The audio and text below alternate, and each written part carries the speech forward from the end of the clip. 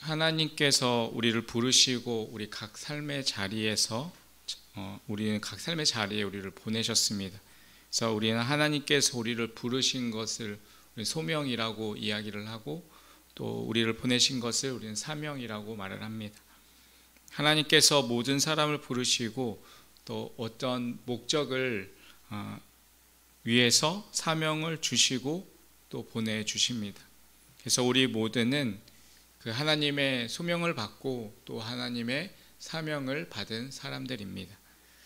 사명에는 크고 작은 것이 없습니다.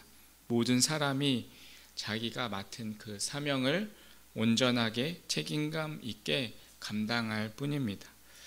오늘 하나님께서는 오늘 본문에 나와 있는 예레미야에게 사명을 주셨습니다. 하나님의 사람으로 그를 부르시고 또 이스라엘 백성들에게 가서 이 심판과 구원을 선포하라는 그 사명을 예레미야에게 주십니다. 그러나 예레미야는 갑자기 하시는 그 하나님의 사명의 말씀에 감당할 수가 없었고, 그는 두려움에 사로잡혀 있었습니다. 그러한 예레미야에게 하나님은 이 두 가지의 환상을 보여주십니다. 첫 번째 환상은 이 살구나무 가지 환상이고, 두 번째 환상은 윗면이 북쪽으로부터 기울어져 있어서 끓고 있는 가마에 대한 환상입니다. 먼저 이 살구나무의 가지에 관한 환상은 하나님께서 이 예레미야를 끝까지 보호하시고 또한 지키시겠다라는 것을 예레미야에게 지금 보여주고 계신 것입니다. 이 살구나무는 당시 팔레스타인 지방에서 겨울이 지나고 가장 먼저 피는 꽃이 이 살구나무 꽃입니다. 그래서 많은 사람들은 이 어려운 환경 속에서도 그것을 꿋꿋이 이겨나가고 결국엔 가장 먼저 꽃을 피우는 그러한 나무로 알려져 있습니다.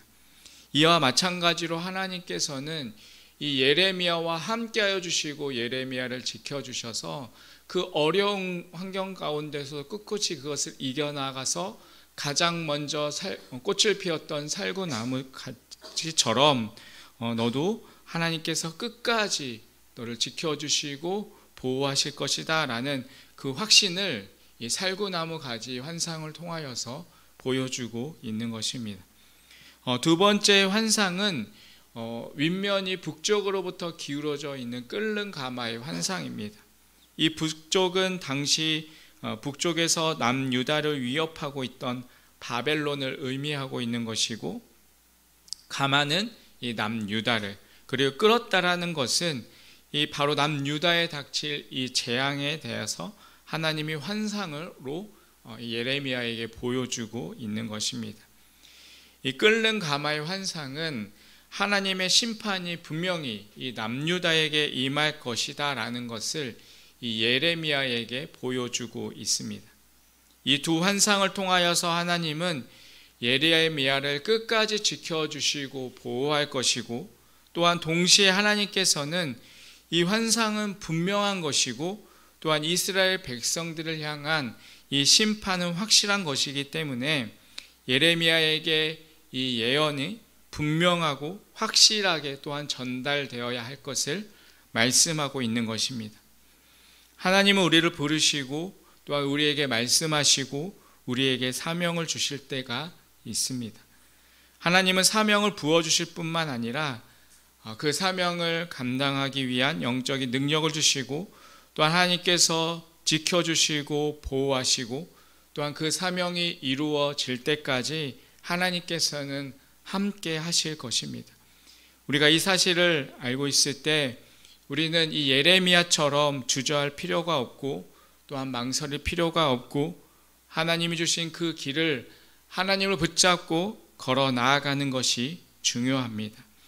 하나님께서 우리에게 사명을 주실 때는 분명한 목적을 가지고 또한 주시기 때문에 우리가 하나님의 인도하심을 따라서 그 길을 걷게 되면 그때마다 하나님의 도우심의 그 손길을 우리는 체험하게 될 것입니다. 하나님은 예레미야를 부르셨습니다. 그리고 예레미야에게 너는 이제 세상으로 가서 그 하나님의 말씀을 선포하고 또한 그 가운데서 잃어버린 그 영혼들을 구원하라라고 하나님은 사명을 주셨습니다. 여러분, 우리도 마찬가지입니다. 우리가 먼저 구원을 받았다는 것은 우리가 또한 부르심을 받았다는 것이고, 우리가 또한 이 세상에 나아가서 우리가 있는 그곳에서 우리의 모든 역할을 감당하며 그 가운데서 하나님의 말씀을 선포하고 또한 잃어버린 그 영혼들을 하나님 앞에 돌아오도록 우리에게 그 사명을 주셨습니다. 우리 모두는 그 하나님이 주신 그 사명을 잘 감당하며 살아갈 수 있는 우리의 삶이 되시길 바라겠습니다. 하나님께서는 이 예레미야에게 두 가지의 환상을 보여주시면서 하나님의 구원과 심판이 분명히 이루어질 것을 말씀하시고, 더 나아가서 또한 그 사명이 이루어지기까지 하나님께서 함께 예레미야와 하시겠다라고 말씀을 하십니다. 그리고 예레미야에게 16절 하반절을 통해서 이렇게 말씀하십니다. 내가 나의 심판을 그들에게 선고하여 그들의 모든 죄악을 징계하리라 라 말씀하십니다.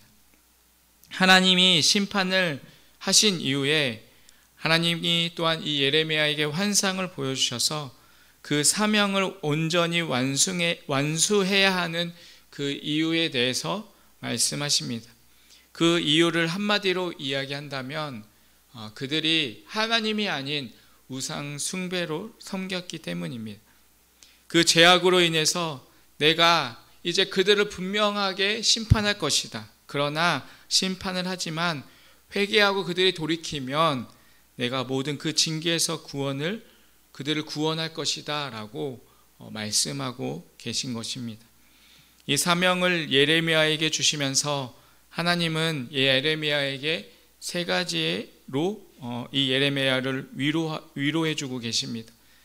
첫 번째는 17절 하반절 부분입니다. 하나님은 예레미야에게 이렇게 말씀하십니다. 그들 때문에 두려워하지 말라. 내가 그들 앞에서 두려움을 당하지 않게 하리라 라고 말씀하십니다. 이 예레미야가 이 사명을 감당하기 위해서는 상상할 수 없는 엄청난 위험과 또한 대적들 앞에 그가 서야 할 것입니다. 또한 권위자들과 권세를 가지고 있는 그러한 사람들 앞에서 예레미야가 서야 되는 것이고, 그들 앞에 서서 이 하나님의 심판을, 이 말씀을 선포해야 합니다. 이 일은 결코 쉬운 일이 아닙니다.